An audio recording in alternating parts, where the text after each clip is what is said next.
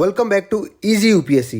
क्या आपको पता है चंद्रयान 3 वो बिल्कुल भी सिग्नल पास नहीं कर रहा है और जैसे जैसे घंटे बढ़ते जा रहे हैं वैसे वैसे लग रहा है कि विक्रम और प्रज्ञान अब जो है कभी रिस्पॉन्ड नहीं करेंगे और वो पूरी तरह से डेड हो चुके हैं।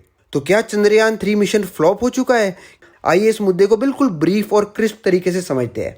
तो बेसिकली चंद्रयान 3 मिशन को कुछ इस तरह से डिज़ाइन किया गया था कि वो मून पर 14 मतलब हमारे इंडिया का जब 14 दिन होते हैं तो मून पर एक दिन होता है, ठीक है। तो अब वो इस तरह से डिज़ाइन था कि इंडिया के 14 दिन के लिए वो सरवाइव करेगा।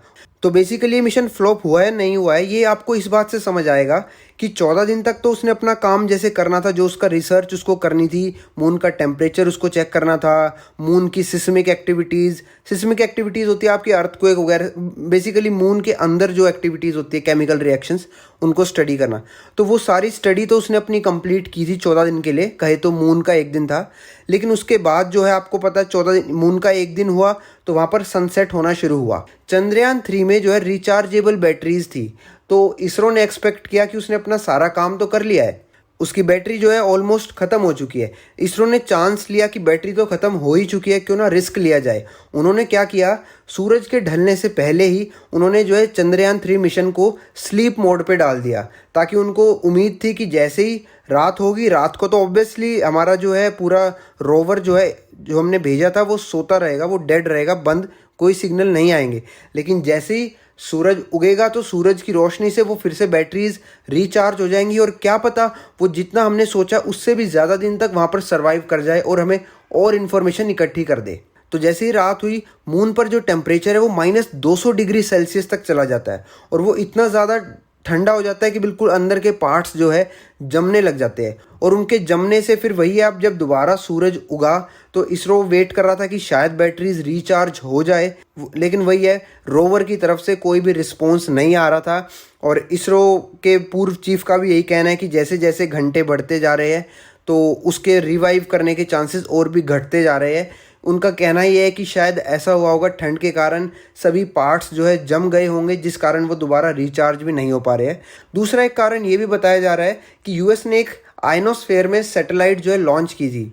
आयनोस्फेयर आप जानते होंगे, हमारी जैसे ट्रोपोस्फेयर, स्ट्रेटोस्फेयर, मीजोस्फेयर ऐसे एटमॉस्फेयर में लेयर्स होती है, उसमें सबसे ऊपर वाली जो लेयर है वो आयनोस्फेयर है। तो जब यूएस ने अपना सैटेलाइट लॉन्च किया तो उसने उस आयनोस्फेयर लेयर में जो है एक छोटा सा छेद कर दिया, जिससे बताया जाता है उसका असर भी जो है हमारे चंद्रयान 3 मिशन पर पड़ रहा है और उससे चांसेस और कम हो जाते हैं चंद्रयान 3 मिशन के दोबारा जिंदा होने के।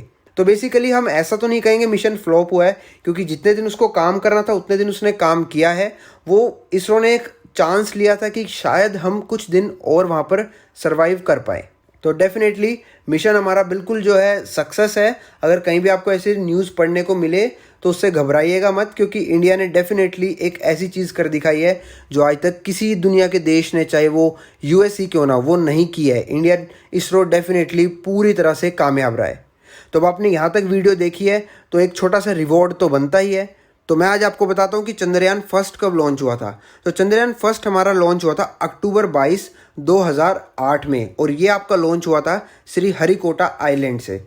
तो ये था चंद्रयान 3 के रिलेटेड जो बिल्कुल लेटेस्ट अपडेट थी, जो आप सभी को जाननी चाहिए अगर आप स्पेस से रिलेटेड चीज़ों में इंटरेस्ट रखते हैं और आप इंडिया की अचीवमेंट्स में भी इंटरेस्ट रखते हैं। बाकी इसके अलावा अगर आपने ये चीज़ अभी तक नहीं समझी है कि चाइना ने हमारे जो एशियन गेम्स चल रहे हैं 2023 चाइना में, वहाँ पे हमारे इंडियन एथलीट्स को वहाँ पर पार्टिसिपेट करने से चाइना ने रोक दिया है और फिर इंडिया ने जो एकदम सख्त प्रतिक्रिया दी है उसके खिलाफ, अगर वो आपने पूरा मुद्दा नहीं समझा है तो ये लेफ्ट वाली वीडियो पर क्लिक करके समझ लीजिए। जैसे मैंने प्रशांत धवन की वीडियो देखी थी, वर्ल्ड अफेयर्स जो चैनल है जिनका, तो मुझे वो वीडियो बहुत पसंद आई उनकी, तो मैंने जेन्युइनली फटाफट से सब्सक्राइब किया, क्योंकि अच्छी चीज़ मिस करना मतलब खुद का ही लॉस होता है। तो अगर आपको ये जेन्युइनली लगा कि आपको कुछ इन्फॉर्मेशन मिली है जो वर्थ इट थे आपके 2-4 मिनट जितने भी आपने वीडियो में स्पेंड किए, तो वो सब्सक्राइब का बटन हल्के से ज़रूर दबा देना। So this is it, see you next time.